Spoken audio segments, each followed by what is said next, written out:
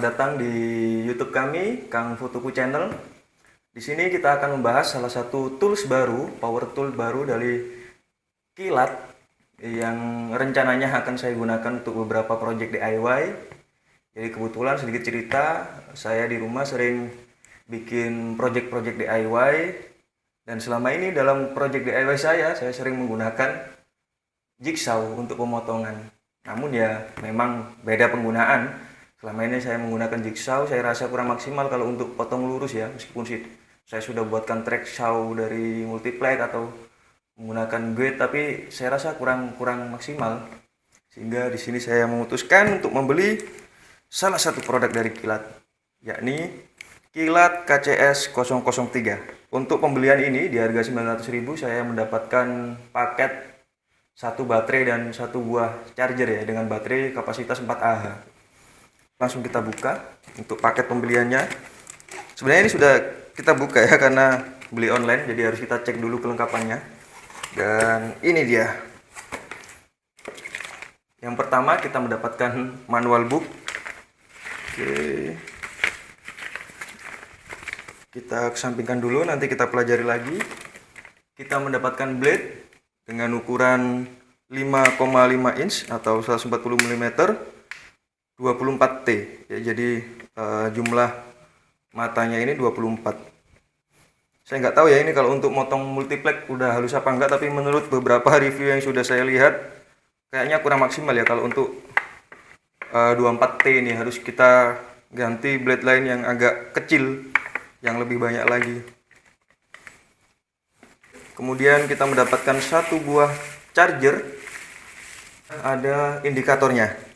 Jadi ini untuk charging, indikatornya merah. Nanti kalau udah full, indikatornya berubah jadi hijau. Kemudian kita mendapat satu buah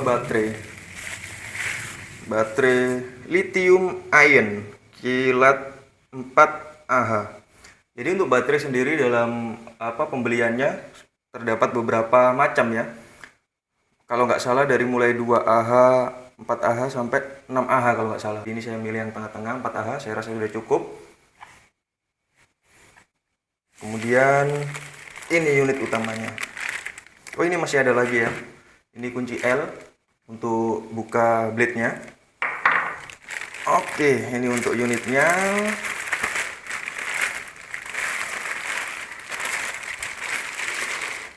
Ini untuk unitnya sendiri.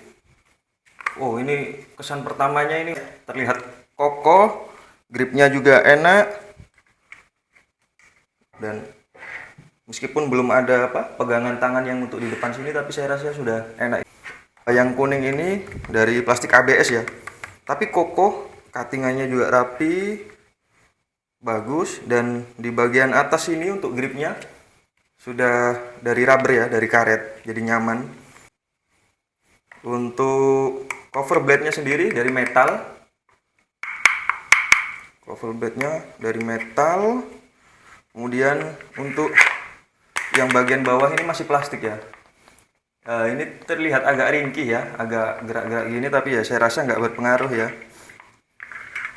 Cuman mungkin ini, kalau saya lihat di beberapa review circular saw, untuk yang model terbaru kebanyakan di bagian cover blade-nya ini sudah ada ganjalan. Jadi kalau kita mau buka, lepas pasang ini sudah bisa ditaruh sini bahasanya dicantolkan di sini. Nah, kalau ini belum ada, jadi kita harus neken agak dalam untuk ke sini. Ya, semoga nggak ganggu ya.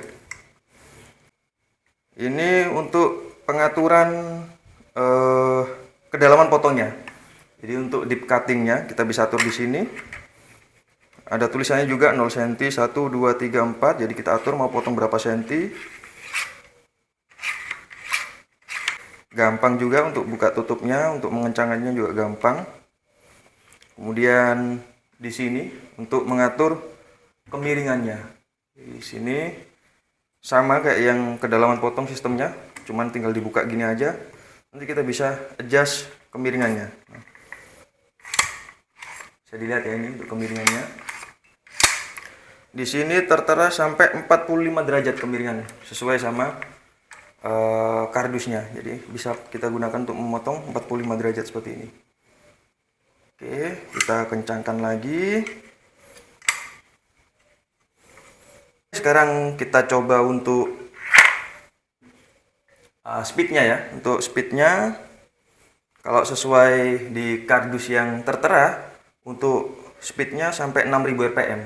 Namun di sini saya tidak punya alat untuk mengecek kecepatan, jadi ya kita rasakan saja bunyinya, kita lihat. Jadi untuk menyalakannya kita tekan dulu ini tombol safety-nya, baru kita pencet triggernya.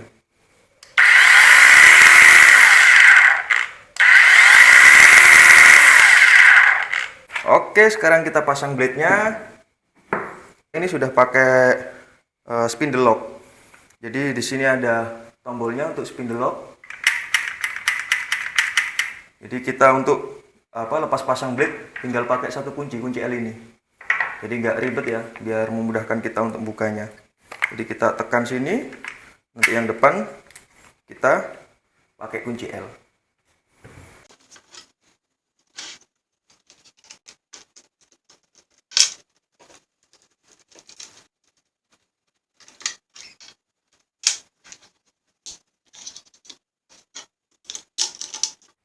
Oh ya, ini sedikit susah ya kalau emang nggak ada ganjalannya ini untuk masukkan blade-nya, tapi nggak masalah lah, yang penting performanya bagus.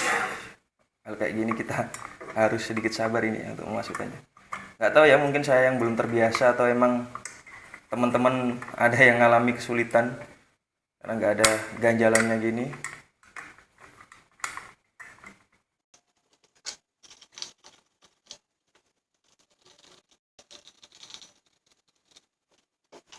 Selanjutnya kita ukur untuk tingkat presisinya ya. Sebelumnya mohon maaf ya apabila mungkin dari sudut pandang para para profesional berbeda dengan sudut pandang saya, yang mengingat saya bukan profesional di bidang ini ya. Kita lihat sudut pisaunya. Ini sudah presisi, nggak ada gap. Kalau saya lihat nggak ada gap. Mungkin nanti saya perbesar biar lebih jelas. Oke, sudah lumayan ya, ada jarak sedikit di bawah. Oke, kita lihat dari belakang. Lurus. Sudah bagus sih. Ini oke. Udah, ini tinggal pakai aja, saya rasa nggak perlu disetting-setting lagi, udah presisi. Ya, sudah bagus ini untuk sudutnya. Ya, depan dari belakang sudah lumayan. Mungkin di belakang sini ada sedikit jarak ya, tapi saya rasa kalau cuman untuk project DIY saja sudah bagus sih. Mungkin reviewnya sampai sini. Habis ini langsung kita lanjutkan untuk coba unitnya. Oke teman-teman, sekarang langsung kita cek unitnya menggunakan beberapa jenis kayu yang ada di rumah saya. Di antaranya mungkin multiplex dan kayu balok. Sebelumnya saya jelaskan dulu ya bahwa saya bukan ahli di bidang ini, bukan profesional. Jadi mohon maaf apabila dalam pengetesan ada kesalahan atau kurang maksimal. Sebelumnya ini baterainya sudah cas, saya cas penuh.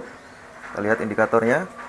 Ya mungkin nanti nggak mungkin saya pakai sampai habis ya, tapi minimal biar tahu lah nanti bisa diperkirakan untuk pemakaian kurang lebih habis berapa persen baterainya. Langsung kita mulai dari kayu multiplex paling kecil.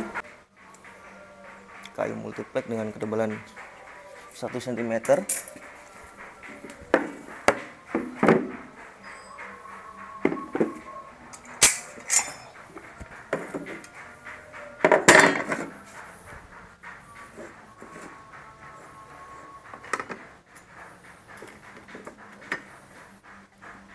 Oke, bismillahirrahmanirrahim.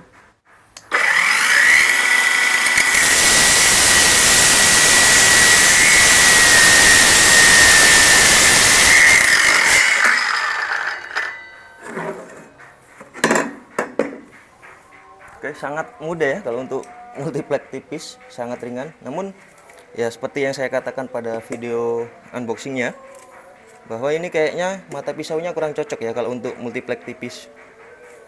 Ini banyak serabutnya, nggak tahu ya entah jenis multipleknya yang jelek atau emang dari mata potongnya blade-nya nggak sesuai penggunaan. Kita lanjut ke multiplek yang lebih besar dengan ukuran ini kalau nggak salah 1,5 ya. Oh ya, multiplek dengan ukuran 1,5 cm.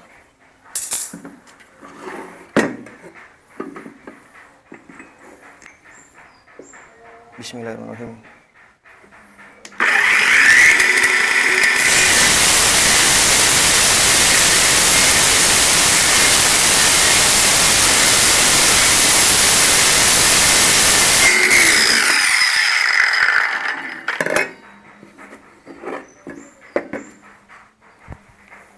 Untuk multiplek yang lebih tebal kita lihat hasilnya.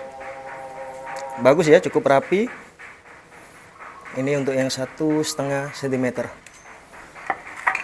Kita lanjutkan memotong kayu balok. Untuk kayu balok yang saya punya sendiri ini dengan ketebalan 4 ya. Kelihatan di kamera. Dengan ketebalan 4 cm. Kita coba potong.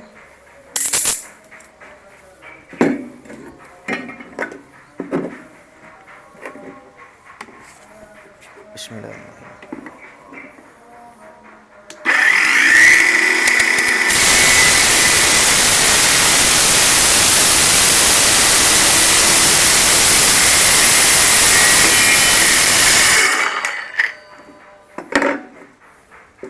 Cukup halus ya. Ini untuk kayu ketebalan 4 cm. Kemudian kita coba menggunakan papan kayu. Saya kurang tahu jenisnya apa, ini ada kayu bekas di rumah. Kayunya sendiri cukup keras daripada multiplek. Ini kayunya dengan ketebalan kurang lebih 2,5 ya. 2,5 dengan lebar 19. Kita coba.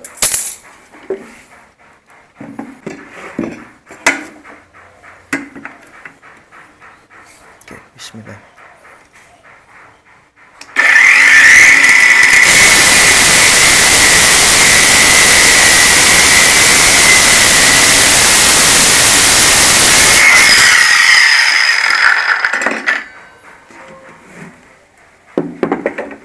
Masih sangat ringan teman-teman, halus hasilnya, rapi.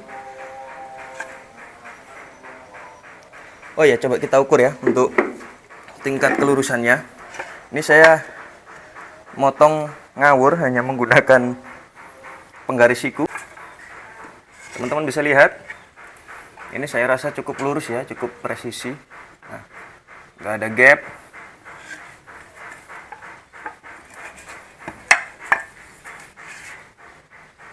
Oke, nice, bagus ya. Sekarang kita coba menggunakan kayu balok lagi yang lebih besar, yang lebih tebal. Kayu ini memiliki ukuran ketebalan 6 ya. Bisa kita lihat untuk ketebalannya 5,57 lah ya. Kurang lebih 6 cm. Ini kalau sesuai dengan spesifikasi produk kan kurang lebih 5,1 cm ya. Nggak mungkin kepotong penuh kalau ukuran kayu 6 ini tuh.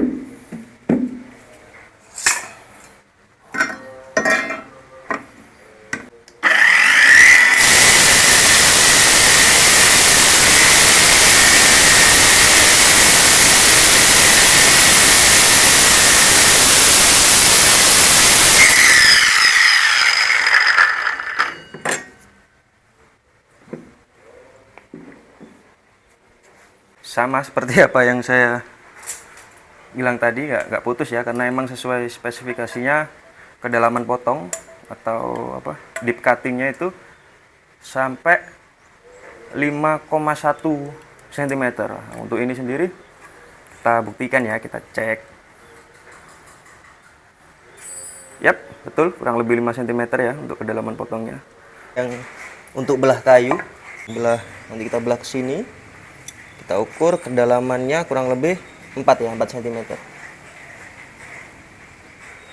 4 cm. Kita coba belah lagi.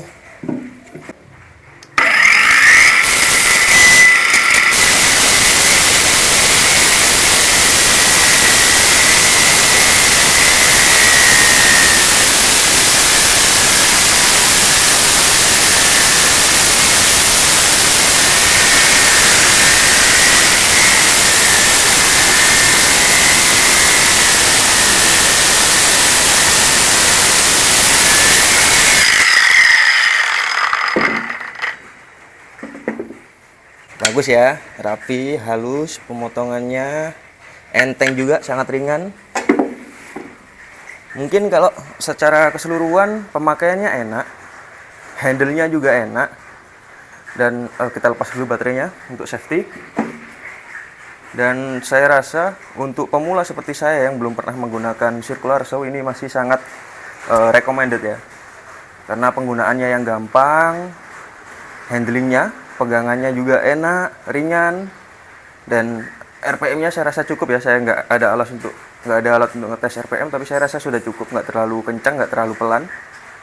Jadi ya kalau untuk bapak-bapak gabut kayak saya yang banyak kerjaan DIY, saya rasa bisa dijadikan rekomendasi circular saw dari Kilat ini. Oke, mungkin sekian dari saya. Assalamualaikum warahmatullahi wabarakatuh.